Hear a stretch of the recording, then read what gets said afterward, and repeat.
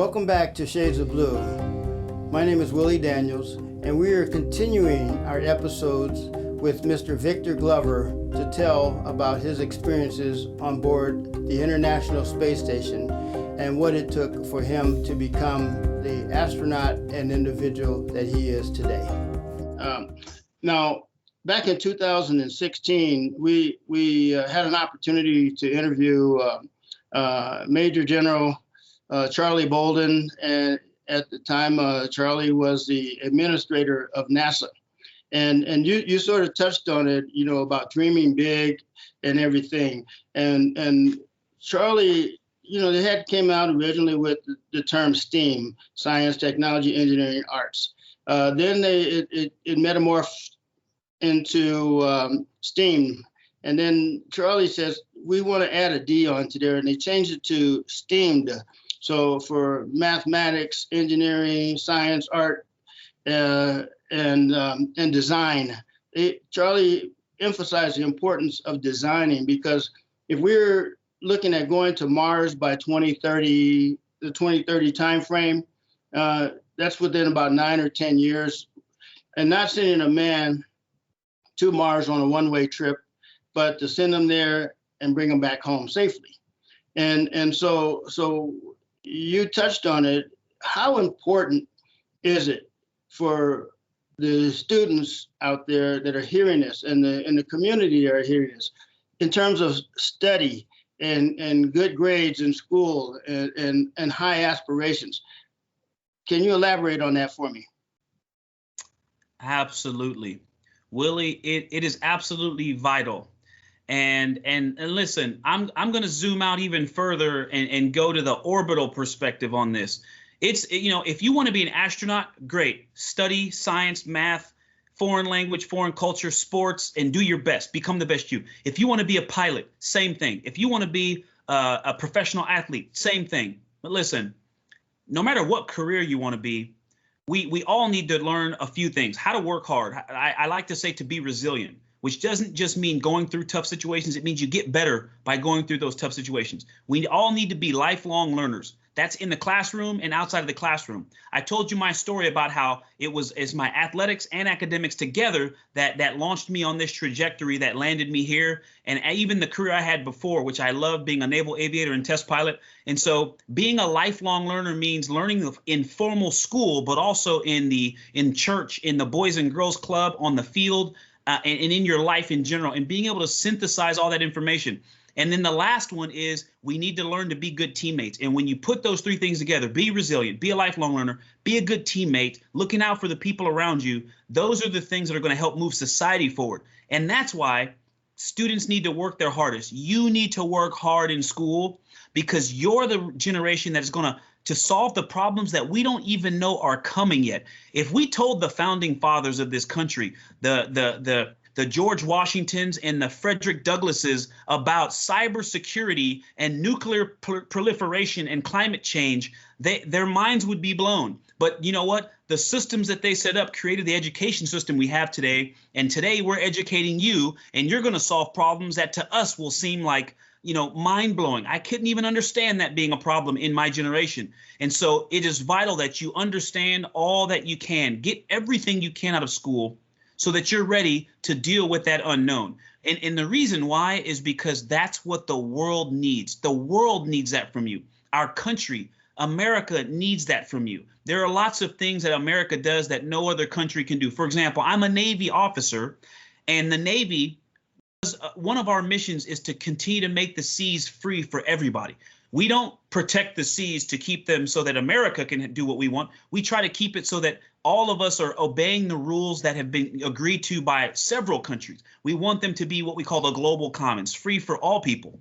And that's the world needs that leadership from America, and it needs that from the world. And so to all of you children of the world, we need you to go become the best version of yourself, because that's the only way we're going to be able to continue to explore the cosmos and to learn more about where we come from, why we're here, and how we're going to get to whatever the next phase is. Whatever it is that your generation is leading us into, you need the best education you can to make the best decisions you can to get us wherever it is that we're going. And listen, and let me say one small thing about, engineering and math and science. Why is it that I emphasize those things specifically? All the other subjects you study in school are just as important. You need those, but generally when you choose one of those as your focus, it reduces the science and math.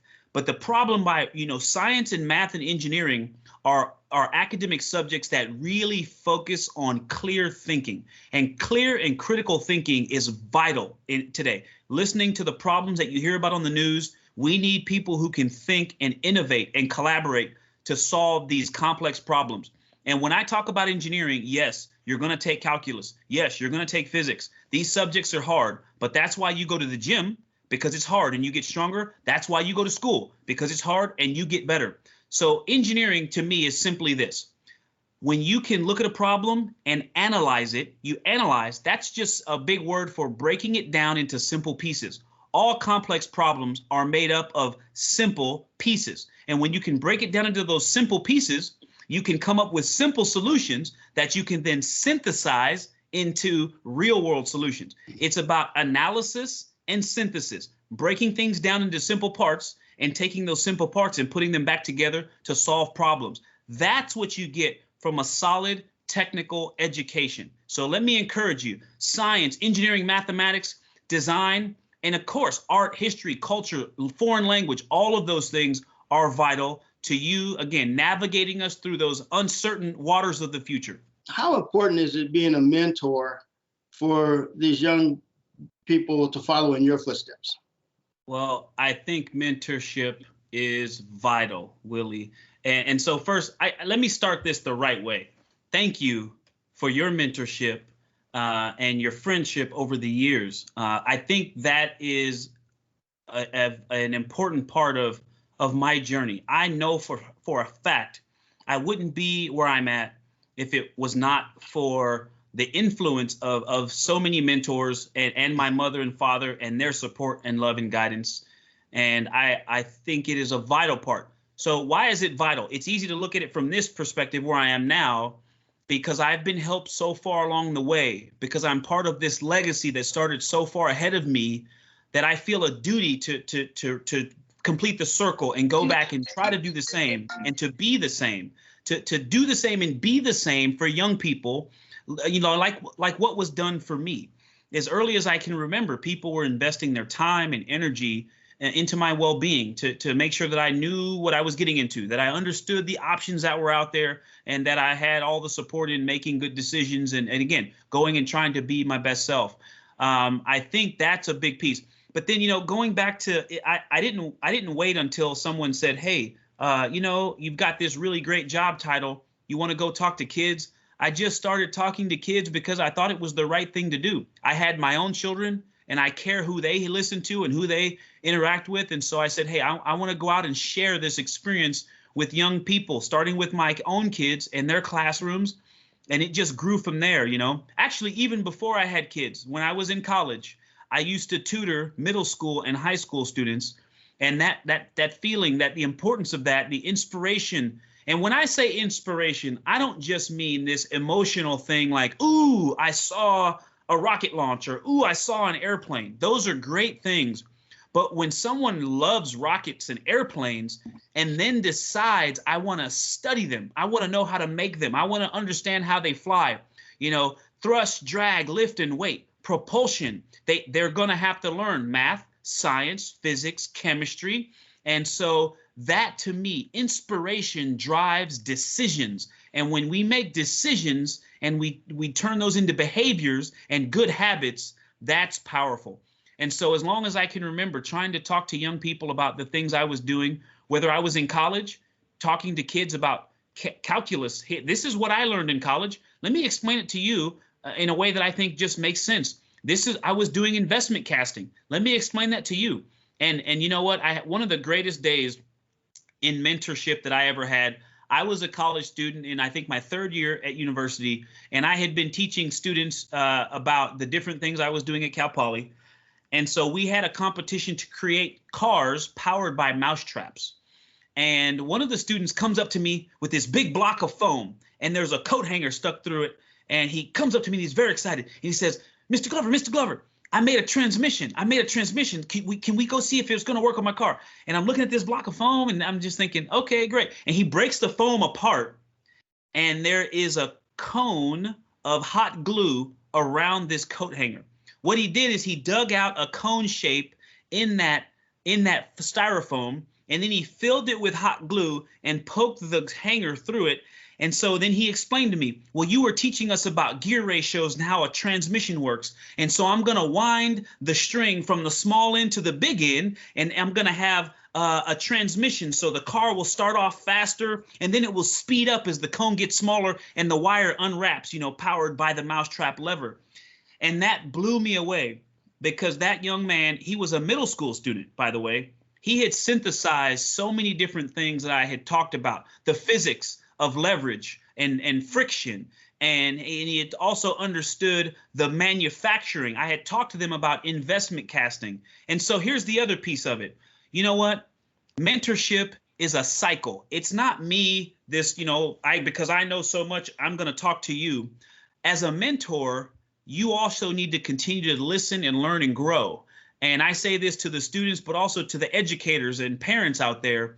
Mentorship is also a great way to continue to be encouraged. And you can be an encouragement to other people, but when these young people take all that you've given them and they apply it, it's very encouraging for thinking about the future. I say it all the time. The future is bright. The more I work with young people, the more I'm encouraged about the future. So I think mentorship has been a vital part of my life, and it will continue to be, both as a mentee and as a mentor, because it's a cycle that we are just blessed to be a part of. That's absolutely wonderful. Now you mentioned earlier, and I know you have a beautiful wife and 4 beautiful daughters and everything. And how is it possible, and how difficult is it to raise a family and do all the things that you're doing as an astronaut, to roam around the world, go up on orbit for 6 months? How is the family handling all of those challenges?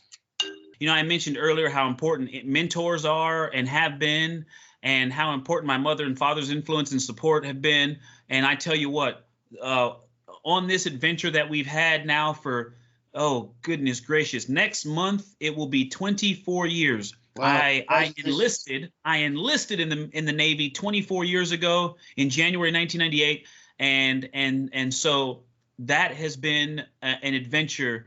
My girlfriend was by my side back then, and now she's my wife, and we have 4 daughters and a dog, and it truly has been a family adventure.